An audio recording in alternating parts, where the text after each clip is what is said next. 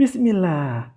Kali ini kita akan melanjutkan membaca buku seri sejarah 25 Nabi dan Rasul jilid kelima tentang sejarah kehidupan Rasulullah Sallallahu Alaihi Wasallam. Sirah Nabawiyah.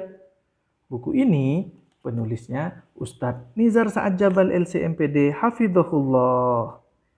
Penerbit buku ini Perisai Quran Kids. Kali ini kita akan membaca peristiwa Perang Khaybar. Bismillahirrahmanirrahim. Tahun ke-7, Perang Khaybar. Setelah terjadinya perjanjian Hudaybiyah, tidak ada peperangan dengan suku Quraisy. Rasulullah Shallallahu Alaihi Wasallam ingin memperluas Islam di Madinah. Beliau Shallallahu Alaihi Wasallam ingin semua daerah di Madinah masuk Islam.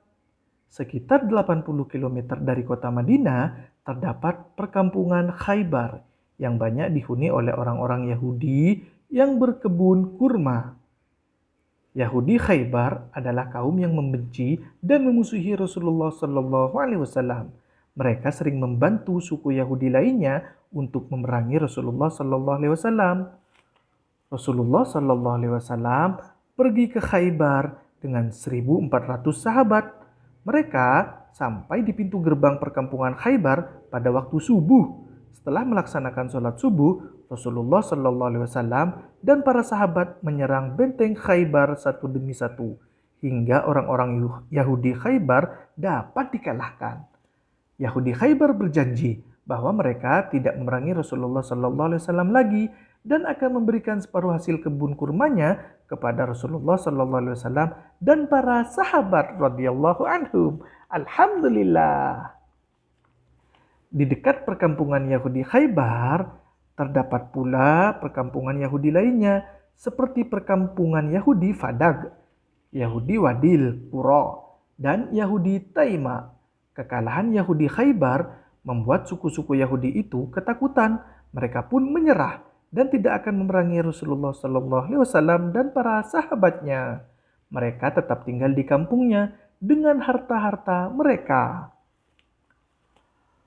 Rasulullah Sallallahu Alaihi Wasallam mengajak para raja untuk masuk Islam. Pada masa Rasulullah Sallallahu Alaihi Wasallam terdapat beberapa kerajaan seperti kerajaan Habasyah dengan rajanya yang bernama An-Najasyi. Ada juga kerajaan Mesir dengan rajanya yang dikenal dengan nama Al-Muqawqis. Ada juga kerajaan Persia dengan rajanya yang bernama Kisra. Lalu ada kerajaan Romawi dengan rajanya yang dikenal dengan nama Heraklius. Ada kerajaan Uman dan lain-lainnya. Rasulullah Shallallahu Alaihi Wasallam mengirim surat kepada raja-raja tersebut dan penguasa-penguasa Arab lainnya. Beliau Shallallahu Alaihi Wasallam mengajak mereka untuk masuk Islam. Dari raja-raja itu yang masuk Islam hanya Raja An-Najasyi. Alhamdulillah. Ibadah umroh.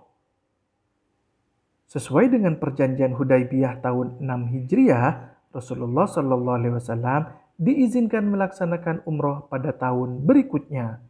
Pada bulan Dzulqa'dah tahun 7 Hijriah, Rasulullah Shallallahu Alaihi Wasallam dengan 2.000 sahabatnya melaksanakan ibadah umroh. Setelah melaksanakan ibadah umroh, Rasulullah Shallallahu Alaihi Wasallam masuk ke dalam Ka'bah dan memerintahkan Bilal radhiyallahu an untuk azan dari atas Ka'bah. Rasulullah Shallallahu Alaihi Wasallam dan para sahabat tinggal di Mekah selama 4 hari. Alhamdulillah. Terima kasih telah meluangkan waktu untuk menonton video ini dan terima kasih pula telah subscribe channel ini. Subhanakallahumma bihamdika asyhadu an la ilaha illa anta astaghfiruka wa atubu ilaik.